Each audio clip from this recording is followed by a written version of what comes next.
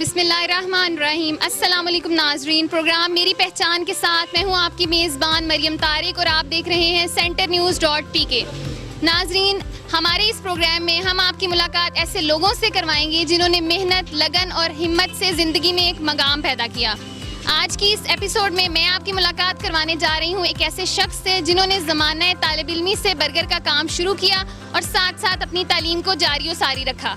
नाज़रीन, वक्त गुजरता रहा और वो अपनी तालीम का सिलसिला जारी रखते रहे और ग्रेजुएशन मुकम्मल करने के बाद आज वो सुपीरियर यूनिवर्सिटी के कैंपस हेड हैं। मैं आपकी मुलाकात करवा रही हूँ मिस्टर कमर से।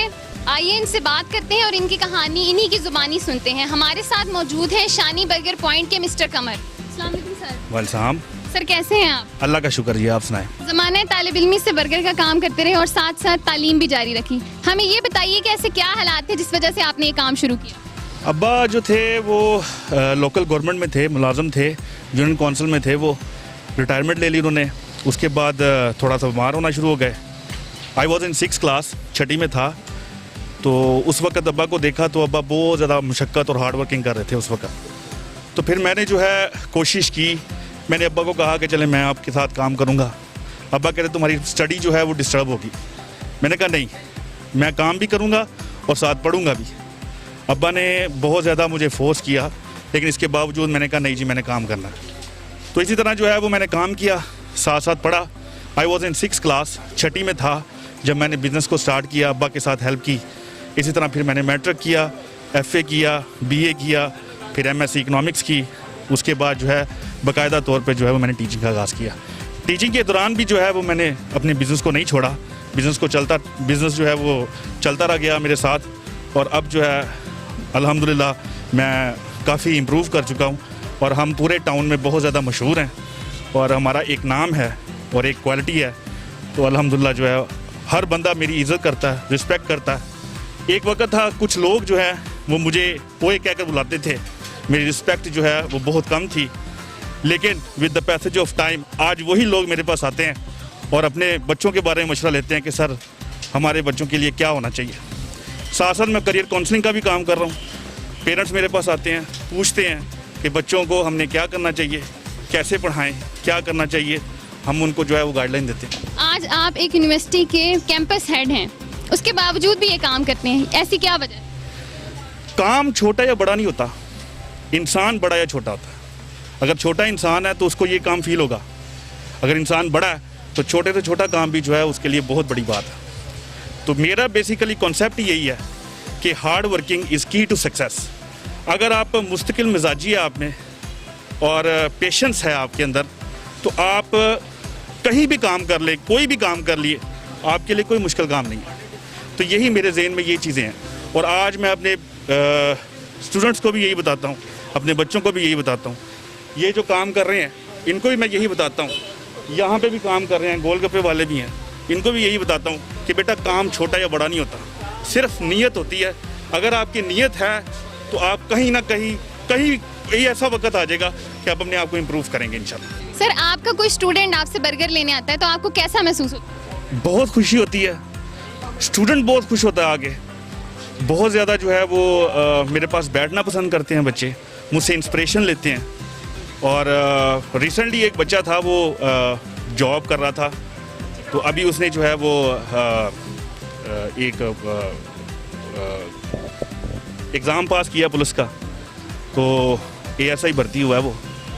वो छोटा सा काम करता था। वो ये जो होते हैं ये वेटर्स वगैरह, ये काम कर रहा था। उसको मैंने कहा कि बेटा तुम बहुत कुछ कर सकते हो। उसने इसी तरह इंटर किया, उसने BA किया, आज वो जो है वो ASI भर्ती हुआ है और अल्हम्दुलिल्लाह वो मेरे पास आता है, मुझसे गले मिलता है और रोता भी है, खुशी के आंसू रोता है कि सर आप ना होते तो क्या होता।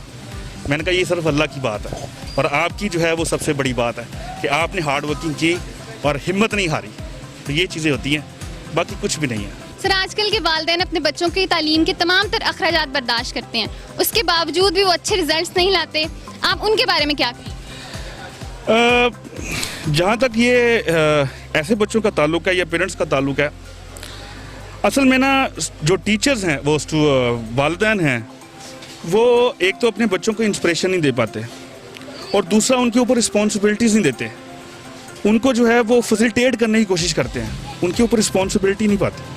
रिस्पॉन्सिबिलिटी जब बच्चों के ऊपर आहिस्ता आहिस्ता डाली जाएगी तो ऑटोमेटिकली जो है वो अपने आप को इम्प्रूव करने की कोशिश करेंगे। अभी एक छोटा सा बच्चा, आप उनको सहूलतें देना शुरू कर दें, उसको क्या पता कि हार्ड वर्किंग क्या है, मेहनत क्या है, स्टडी क्या है।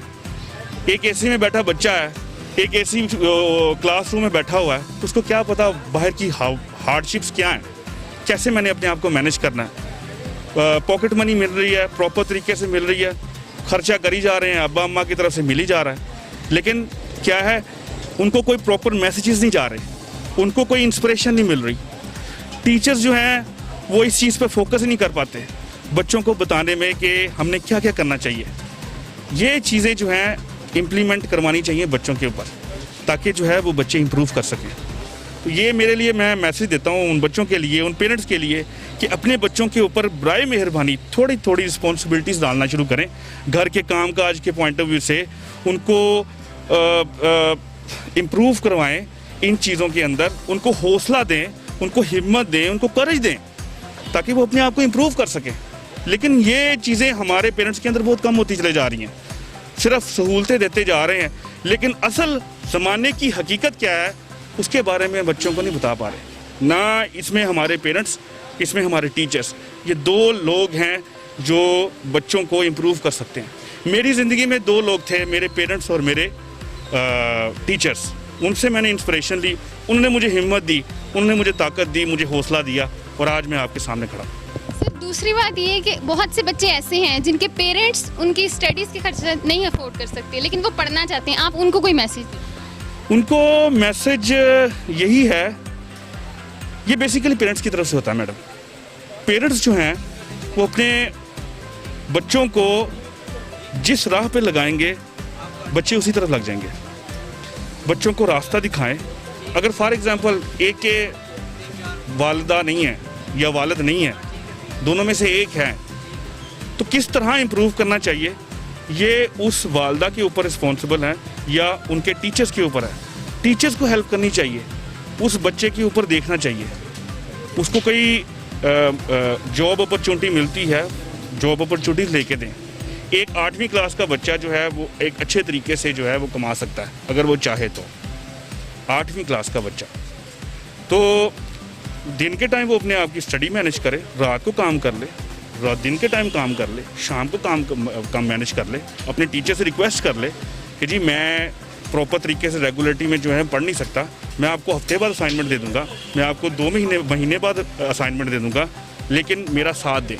मेरे टीचर्स ने भी मुझे साथ दिया, मेरी अटेंडेंस भी शॉर्ट होती थी मोस्टली, लेकिन जो है मेरे टीचर्स ने मेरा साथ दिया, मेरे कोई मसले वाली बात नहीं है।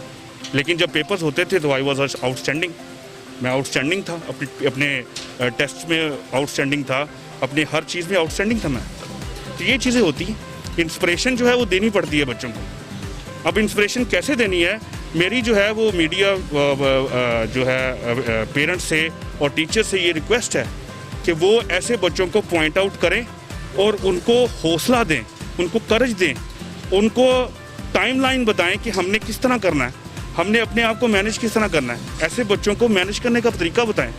मेरे साथ 2-3 बच्चे ऐसे हुए हैं, उनको मैंने तरीका बताया कि बेटा आपने ऐसे करना है, ऐसे करना है, वो कर रहे हैं और अल्हम्दुलिल्लाह जो है वो कमा के घर को भी दे रहे हैं और अपनी स्टडी भी कर रहे हैं। जी नाज़रीन, जैसा कि आपने कमर साहब की गुफ्तगू सुनी और उन्होंने बताया कि ऐसे बच्चे जिनके वालिदैन उनके अखराजात बर्दाश्त नहीं कर सकते, ऐसे बच्चों को चाहिए कि वो मेहनत करें और माशरे में एक मकाम पैदा करें। नाज़रीन, प्रोग्राम का वक्त अपने इख्तिताम को पहुंचता है। इसके साथ अपनी मेज़बान मरियम तारिक को इजाज़त दीजिए। इंशाल्लाह नई एपिसोड के साथ फिर हाजिर होंगे। देखते रहिए CenterNews.pk। अल्लाह हाफिज़।